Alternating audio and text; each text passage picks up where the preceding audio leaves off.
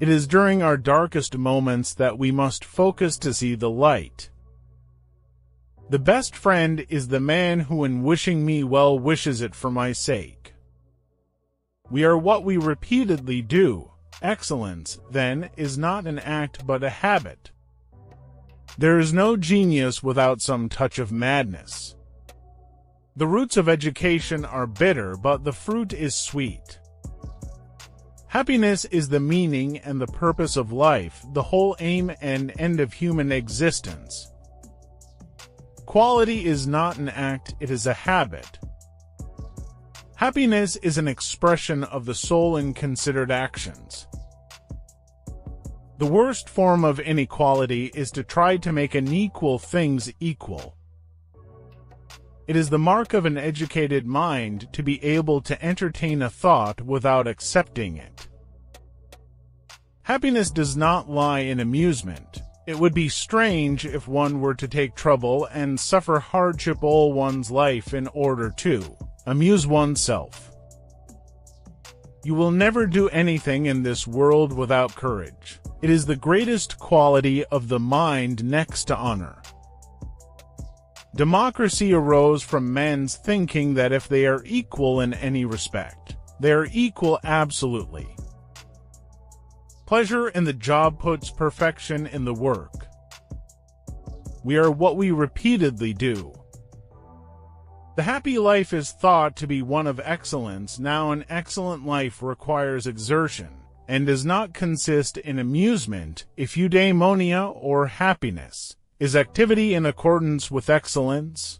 It is reasonable that it should be in accordance with the highest excellence, and this will be that of the best thing in us. It is this simplicity that makes the uneducated more effective than the educated when addressing popular audiences, makes them, as the poets tell us, charm the crowd's ears more finely. Educated men lay down broad general principles.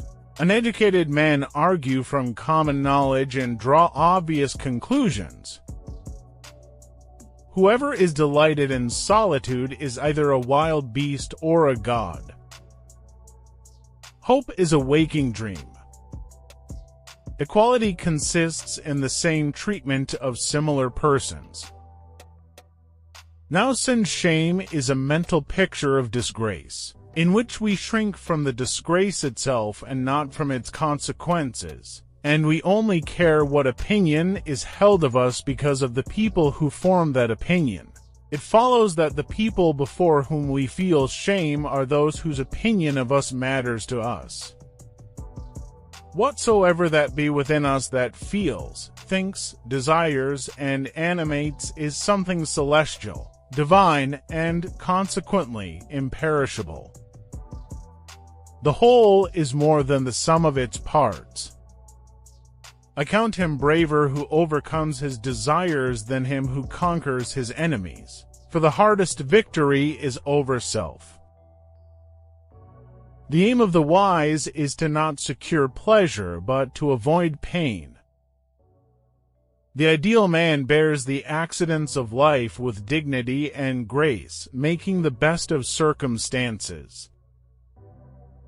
The high-minded man must care more for the truth than for what people think. The one exclusive sign of thorough knowledge is the power of teaching.